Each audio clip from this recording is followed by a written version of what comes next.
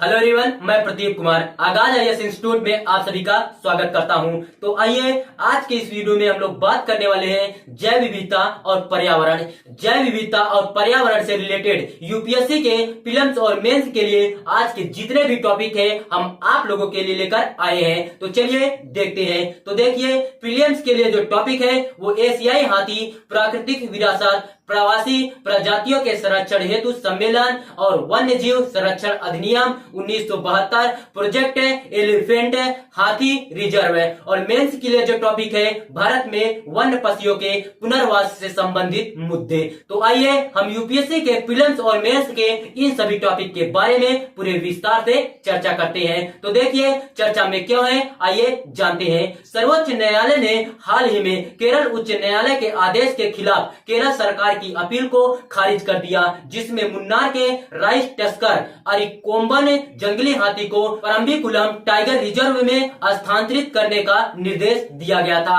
हाथी स्थानांतरण के पक्ष में तर्क क्या है, आइए देखते हैं। केरल उच्च न्यायालय ने इस बात पर प्रकाश डाला कि पुनर्वास स्थल में प्राकृतिक भोजन एवं जल संसाधनों की उपलब्धता हाथी को मानव बस्तियों में भोजन की तलाश में जाने से रोकेगी। न्यायालय ने इस बात पर भी जोर दिया कि हाथी को रेडियो कॉलर लगाया जाएगा तथा वन्य जीव अधिकारियों द्वारा उनकी गतिविधियों की निगरानी की जाएगी, जो किसी भी संघर्ष की स्थिति के कारण अचानक आने वाले संकट को प्रभावी ढंग से दूर करेगा। हाथी के स्थानांतरण के विरोध में तर्क क्या है, आइए देखते हैं। भारत का पहला रेडियो टेलीमेट्री अध्ययन वर्ष 2006 में दक्षिण बंगाल के पश्चिम में मिदनापुर की फसल वाली भूमि से दार्जिलिंग जिले के महानंदे वन्य जीव अभयारण्य में स्थानांतरित एक बड़े नर हाथी पर किया गया था। लगभग तुरंत ही हाथी ने गांवों एवं सेना क्षेत्रों में घरों पर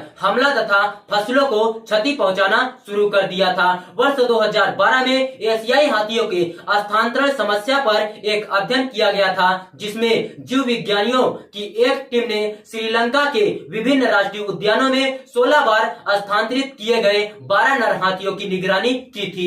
अध्ययन में पाया गया कि स्थानांतरण के कारण मानव हाथी संघर्ष की व्यापक स्थिति और इसमें तीव्रता हुई, जिसके कारण हाथियों की मृत्यु दर में वृद्धि हुई। दिसंबर 2018 में विनायगा वाइल, जिसे फसलों की व्यापक क्षति करने हेतु जाना जाता है, को कोयम्बटूर से मुदुमलाई बांदीपुर क्षेत्र में स्थानांतरित कर दिया गया था। यह फसलों को क्षति पहुंचाते हेतु हाथियों से सुरक्षित रहने के लिए बनाई गई खाई को भी पार कर जाता था। हाथी के स्थानांतरण के विरोध में तर्क क्या है, आइए देखते हैं। सबसे पहले हम लोग परिचय जानते हैं। हाथी भारत का प्राकृतिक धरोहर पशु है। हाथियों को कीस्टोन प्रजाति माना जाता है क्योंकि वे वन पारिस्थितिकी तंत्र के संतुलन और स्वास्थ्य को बनाए रखने में महत्वपूर्ण भूमिका निभाते हैं। वे अपनी असाधारण बुद्धिमत्ता हेतु जाने जाते हैं, जिनका स्थलीय जानवरों से सबसे बड़ा मस्तिष्क होता है। पारिस्थितिकी तंत्र में महत्व,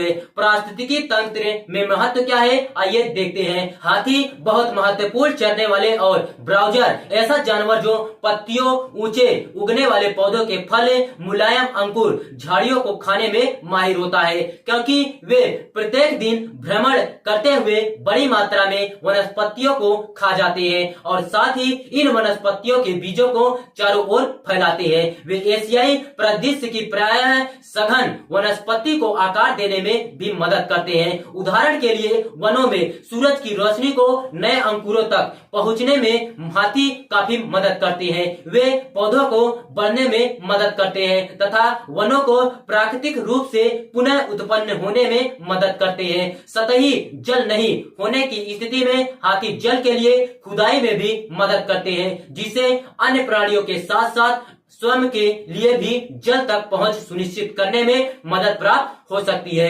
भारत में हाथियों की स्थिति, भारत में हाथियों की स्थिति क्या है, आइए हम लोग देखते हैं। प्रोजेक्ट एलिफेंट के तहत वर्ष 2017 की जनगणना के अनुसार भारत में जंगली एशियाई हाथियों की संख्या सबसे अधिक है। इनकी अनुमानित संख्या 29,964 है। यह इन प्रजातियों की वैश्विक आबादी का लगभग 60% है। कर्नाटक में हाथियों की संख्या सबसे अधिक है। इसके बाद असम और केरल का स्थान है। संरक्षण की स्थिति स्थिति, संरक्षण की स्थिति क्या है आइए देखते हैं। प्रवासी प्रजातियों का अभिसमय परिविष्ट और वन्य जीव संरक्षण अधिनियम 1972 जिसे अनुसूची में आता है, IUCN रेड लिस्ट में सूचीबद्ध प्रजातियां, और एशियाई हाथी लुप्त प्राय और अफ्रीकी वन हाथी गंभीर रूप से संकटग्रस्त है, अफ्रीकी सवाना हाथी जिसे लुप्त प्राय। वैश्विक स्तर पर आइए देखते हैं विश्व हाथी दिवस। हाथियों की रक्षा और संरक्षण की तत्काल आवश्यकता के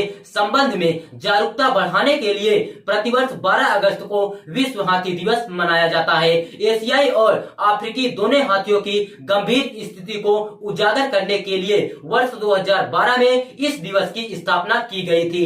हाथियों की अवैध हत्या की निगरानी माइक कार्यक्रम, यह एक अंतर्राष्ट्रीय सहयोग है जो हाथियों की मृत्यु दर के स्तर, प्रवृत्तियों और कारणों को मापता है, जिससे एशिया और अफ्रीका में हाथियों के संरक्षण से संबंधित अंतर्राष्ट्रीय निर्णय लेने व समर्थन करने के लिए एक सूचना आधार प्रदान करता है। आगे की राह क्या है आइए देखते हैं। स्थानांतरण प्रभाव आकलन, सबसे पहले समझते हैं। हाथियों की प्रत्येक समस्या और उनके संभावित स्थानांतरण स्थल की विशिष्ट परिस्थितियों एवं विशेषताओं पर सावधानी पूर्वक विचार करना आवश्यक है। प्राकृतिक भोजन और जल संसाधनों की उपलब्धता, आवास उपयुक्तता और संभावित जोखिमों एवं स्थानांतरण की चुनौतियों का आकलन करने के लिए गहन शोध तथा विश्लेषण किया जाना चाहिए। निगरानी और प्रबंध, निगरानी और प्रबंध क्या है आइए देखते हैं। स्थानांतरण के बाद की निगरानी और किसी भी संभावित संघर्ष को कम करने के उपायों सहित उचित निगरानी एवं प्रबंधन योजना भी होनी चाहिए। जबकि हाथियों की स्थानांतरण समस्या को मानव हाथी संघर्ष को कम करने की रणनीति के रूप में माना जा सकता है। इसे सावधानी से किया जाना चाहिए और ध्वनि वैज्ञानिक अनुसंधान, सामुदायिक जुड़ाव तथा व्यापक प्रबंधन आधारित योजना दोनों की भलाई सुनिश्चित करने, हाथियों और स्थानीय समुदायों के बीच संभावित जोखिम को कम करने के लिए होनी चाहिए। हाथियों के स्थानांतरण का विकल्प है। हाथियों के स्थानांतरण का विकल्प क्या है आइए देखते हैं। जंगली हाथियों की कुंकी, एक प्रशिक्षित हाथी जो जंगली हाथियों को पकड़ने के लिए इस्तेमाल किया जाता है की मदद से पकड़ना और स्थानांतरण करना एक आशाजनक दृष्टिकोण प्रस्तुत करता है। यह विधि कई लाभ प्रदान कर सकती है, जिसमें प्रशिक्षित कुंकियों के साथ परिचित होने के कारण पकड़े जाने के दौरान अधिक सुरक्षा, स्थानांतरित हाथियों पर कम तनाव और स्थानांतरण प्रयासों की सफलता दर में सुधार शामिल है। तो देखिए, अगर आप लोगों को इसका पीडीएफ चाहिए तो इसका पीडीएफ आप लोगों को टेलीग्राम चैनल पर मिल जाएगा। टेलीग्राम चैनल का नाम है आगाज आईएएस इंस्टीट्यूट। आगाज आईएएस इंस्टीट्यूट टेलीग्राम चैनल का नाम है और टेलीग्राम चैनल का लिंक हम इस वीडियो के डिस्क्रिप्शन में दे देंगे। आप यहां से भी जाकर टेलीग्राम चैनल को ज्वाइन कर सकते हैं और पीडीएफ डाउनलोड कर सकते हैं।